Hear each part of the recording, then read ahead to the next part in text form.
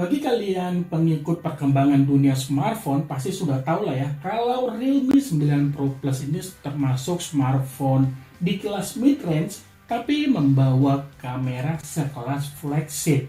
Dan setelah 2 minggu saya menggunakan smartphone ini, ternyata Realme 9 Pro Plus ini tidak hanya bagus di sisi kamera saja. Ya, walaupun begitu, saya tetap mengakui smartphone ini memiliki kekurangan. Halo semua, selamat datang di channelku bersama dengan saya AMG. Seperti biasa nih, sebelum saya memulai pembahasan, tiada pernah bosan. Saya butuh dukungan dari kamu semua, khususnya buat kamu yang belum subscribe.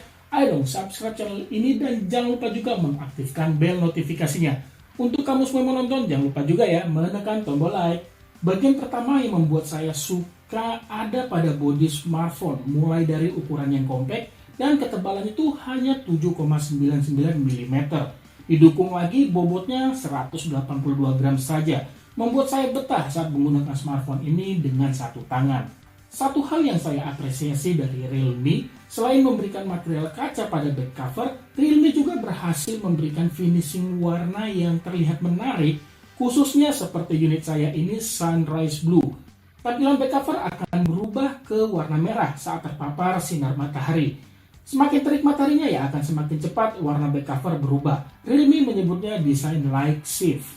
Desain seperti ini sebagian orang sih akan suka ya, mungkin ya khususnya bagi para kaum hawa. Tapi tetap ya, kalau menurut selera saya kurang tertarik desain dari Realme 9 Pro Plus. Realme 9 Pro Plus membawa interface yang terbilang lengkap. Salah satunya masih tersedia port jack audio 3,5 mm. Sayangnya nih, interface pada SIM tray tidak tersedia slot untuk menempatkan micro SD. Dua slot yang disediakan hanya untuk menampung 2 nano SIM card yang sudah mendukung 5G. Buat saya sih, ini menjadi poin kekurangan. Jadi, buat kamu yang mau beli smartphone ini, ya sesuaikanlah dengan kebutuhan storage-mu ya. Mau yang 128GB atau 256GB. Bagian yang saya suka lagi pada smartphone ini yaitu disediakannya Dolby Atmos Dual Speaker yang ditempatkan pada sisi bawah dan atas yang menyatu dengan earpiece.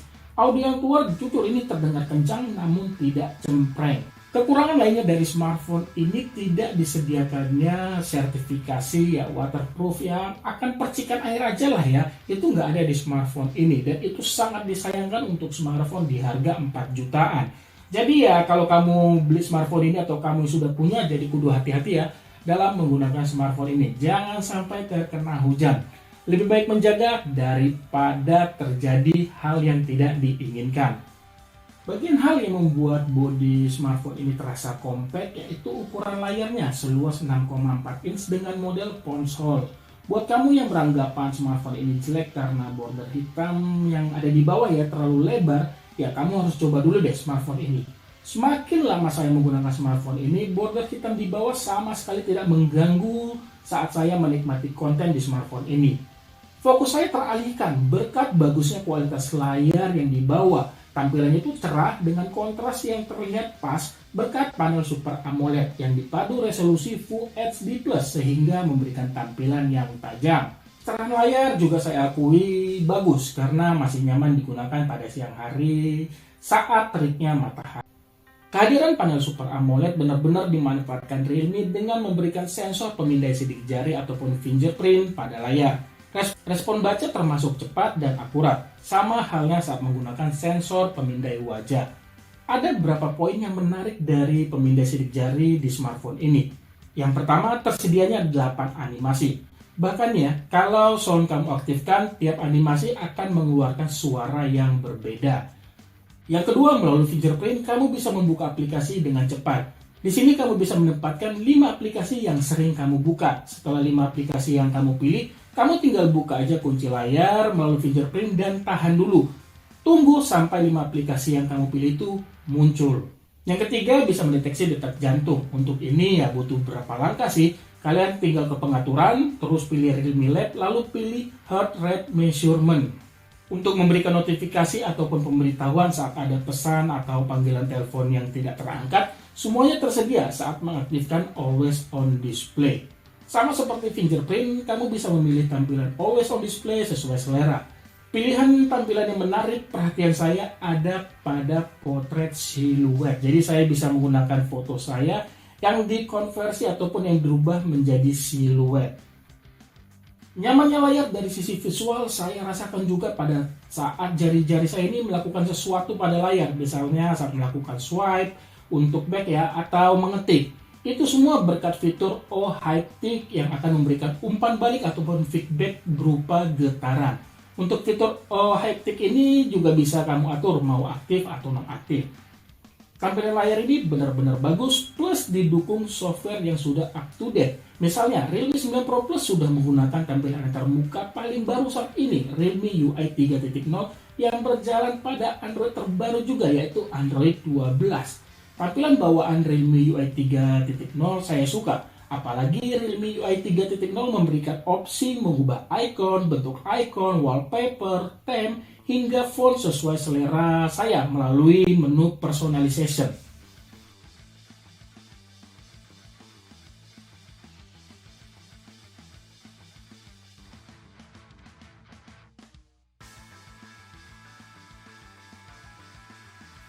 Realme UI 3.0 juga memberikan banyak fitur selain beberapa fitur yang sudah saya sebutkan tadi di atas ya. Yang pertama itu eye comfort dan dark mode jelas ada. Yang kedua, bisa mengatur notifikasi dan status bar.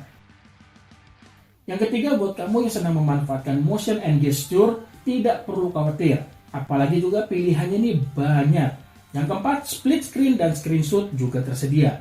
Yang kelima, screen recorder bisa mengaktifkan sound dengan kualitas paling tinggi yaitu Full HD. Yang keenam, fitur keren screen translate dengan bantuan Google Lens. Melalui fitur ini dengan mudah mentranslate tulisan yang sedang dibaca. Sekarang saya pindah ke bagian performa. Realme 9 Pro Plus menjadi smartphone pertama yang hadir di Indonesia menggunakan chipset MediaTek Dimensity 920 5G dengan fabrikasinya itu 6 nanometer. Chipset tersebut dipadu CPU-nya octa-core, GPU Mali G68MC4, RAM yang tersedia hanya 1, 8GB saja, dan pilihan storage-nya itu ada 2, 128GB dan 256 dan sudah menggunakan teknologi UFS 2.2. Memang sih, untuk performa yang dibawa Realme 9 Pro Plus ini bukan yang tercepat ya di kelas 4 jutaan. Tapi performa yang dibawa smartphone ini ya benar-benar sangat bisa diandalkan. Di saat saya buka aplikasi-aplikasi ringan seperti sosial media hingga multitasking, semua lancar. Begitu juga dengan bermain game. Saya bercontoh misalkan main game Mobile Legends. Game tersebut bisa saya mainkan dengan lancar pada pengaturan Ultra.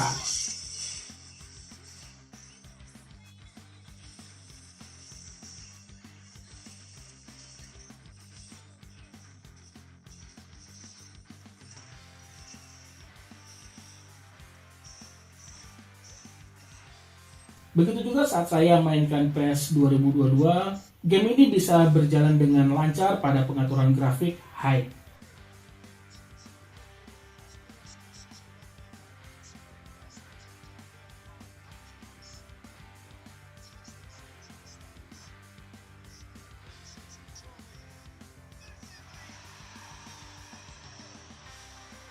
Sama halnya juga saat saya main PUBG juga lancar pada pengaturan smooth extreme.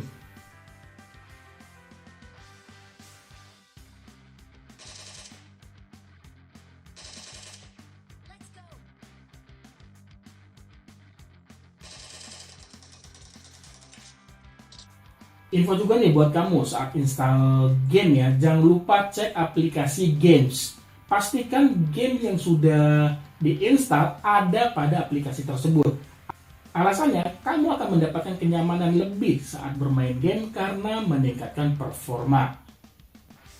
Selain itu, saat mode game fokus kamu aktifkan, menambahkan kenyamanan bermain lagi dari gangguan yang namanya notifikasi yang masuk. Selain itu juga, bila mode tersebut diaktifkan, tidak ada lagi kesalahan yang namanya game keluar saat tidak sengaja melakukan swipe. Ini sangat berguna bagi mereka yang selalu menggunakan navigasi gestur seperti saya.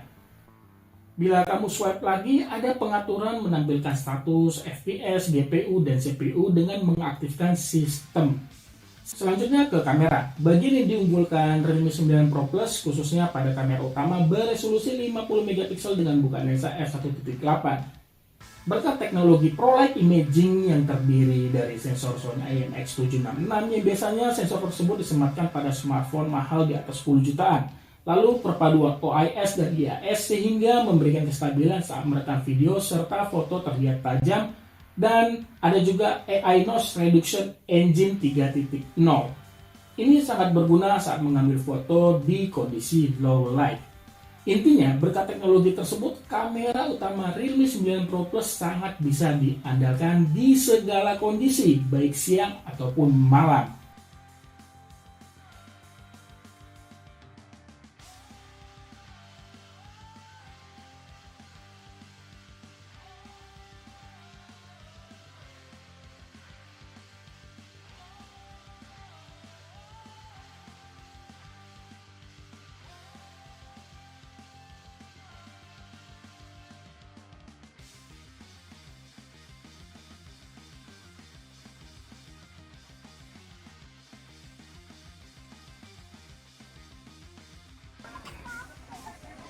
Bentar ya, masih nunggu Pak Farid.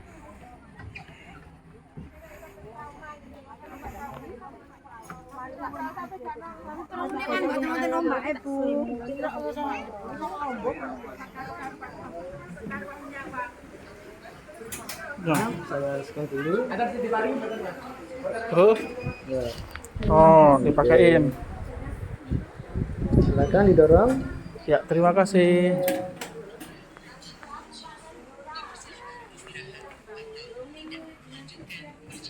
Oke, sebelum saya lanjut ke pembahasan berikutnya, untuk mengenai foto-foto dari smartphone ini, pernah saya buat videonya tes kamera Realme 9 Pro Plus. Kalian bisa cek ataupun nonton videonya, nanti linknya ada di kolom deskripsi atau ada di akhir video.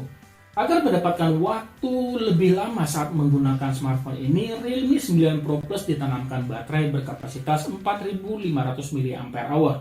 Ini juga loh yang membuat bodi smartphone tidak terlalu tebal. Penggunaan saya yang selalu mengaktifkan always on display dan menggunakan refresh rate 90 Hz diselingi bermain PES 2022 dan Mobile Legends sekitar ya di atas 1,5 jam. Screen on time yang saya dapat itu hampir 6 jam. Bagi saya daya tahan selama itu sudah lebih dari cukup. Saya juga tidak perlu membutuhkan waktu yang lama untuk mengisi baterai hingga penuh. Berkat teknologi Super Dark Charge 60 Watt mampu mengisi baterai dari 1 hingga 100% selama 49 menit saja. Info terakhir, Realme 9 Pro Plus sudah menggunakan koneksi Wi-Fi 6 dan NFC. Sekarang masuk kesimpulan. Dari penjelasan saya di atas, bisa saya tarik kelebihan di smartphone ini ataupun saya rangkum ya. Yang pertama itu desainnya compact, yang kedua layarnya yang cerah didukung panel Super AMOLED dan refresh rate 90 Hz. Yang ketiga, desain back cover ini terlihat menarik walaupun bukan selera saya. Yang keempat, chipset yang digunakan terbaru, bisa diandalkan dan sudah mendukung jaringan 5G. Yang kelima itu speaker stereonya tuh kencang dan audio yang keluar terdengar bagus. Terus yang keenam, daya tahan baterai 4500 mAh benar-benar bisa diandalkan, plus sudah didukung Super Dark Charge 60 Watt. Yang ketujuh, software terbaru sudah menggunakan Realme UI 3.0 dan Android 12. Yang kedelapan, kamera utamanya ini benar-benar sangat bisa diandalkan baik di kondisi siang ataupun malam hari. Sementara nih ya, kekurangannya kalau menurut saya, yang pertama itu ya tadi ya, tidak adanya slot micro SD, dan yang kedua tidak ada perlindungan dari yang namanya percikan air. Nah, yang ketiga ini bisa sih saya masukkan kekurangan terkait harga normalnya di 4,99 ya. Buat saya sih itu termasuk mahal, karena dengan harga segitu kamu bisa membeli brand lain yang dimana performanya ya bisa saya bilang sih lebih unggul, atau saudaranya si Realme ini sebelumnya sudah ada ya, entah itu kalau salah Realme GT Master Edition ya, atau Realme Neo 2, tapi kamu harus menambah uang. Nah, apakah Realme 9 Pro Plus layak untuk dibeli? Nah, gini, semuanya tergantung kebutuhanmu. Kalau kamu yang memang fokus di performa, bisa membeli smartphone dari brand lain, Poco X3 GT. Performanya jelas di atas Realme 9 Pro Plus ya. Tapi teknologi yang dibawa juga nggak terlalu ketinggalan, atau bisa saya bilang masih kekinian lah teknologinya. Tapi kalau kamu ingin mendapatkan smartphone bagus di hampir di semuanya, apalagi kamu memang mengincar yang namanya kamera yang bagus karena kamu yang senang foto-foto dan membuat video, ya ini jawabannya sudah pasti untuk dibeli, Realme 9 Pro Plus ya. Oke, itu aja deh yang bisa saya bagikan di video ini. Terima kasih banyak sudah menonton dan mohon maaf ya bila ada kekurangan di video ini. Like jika kalian suka video ini. Sampai ketemu di video saya selanjutnya. Akhir kata saya pamit. Bye.